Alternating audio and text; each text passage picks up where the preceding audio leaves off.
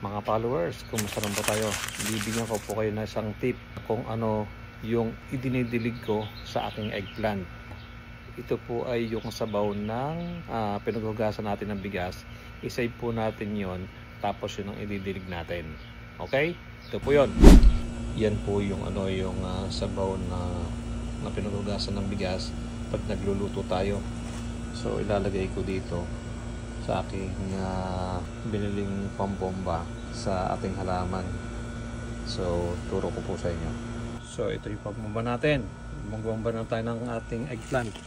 So itong eggplant na to is 5 days na po ito nakatanim. Bagong tanim po ito. Yan. Kailangan po ayan na mas maganda po yung sabaw ng bigas na pinaghugasan. Pagka nagluto kayo, isi-save nyo yan.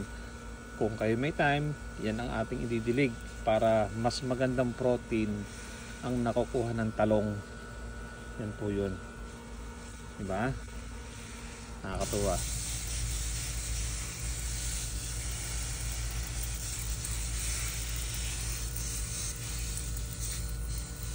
Ganda ng puno. Ito mas nauna po itong tanamin, itong dalawa na to kaysa doon sa nauna kong binilig. Yung dalawa yan, ang ganda nila, no? Healthy.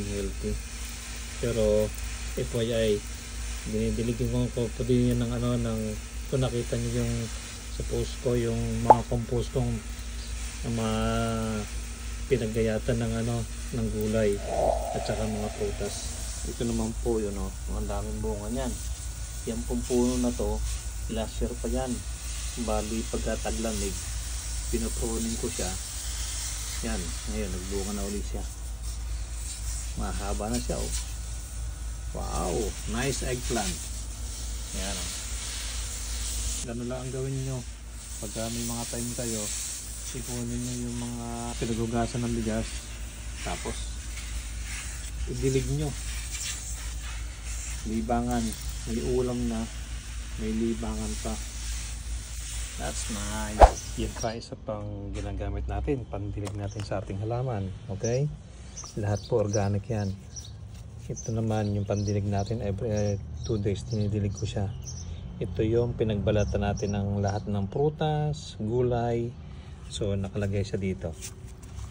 And then yung tubig, yan ang ididilig natin every 2 days. Lahat po organic yan. Thank you for watching. Sana may natutunan kayo sa aking munting tips para sa paghalaman. Thank you. Salamat po sa panonood ng aking content. Sana may natutunan kayo sa aking mga tips sa paghalaman. Thank you.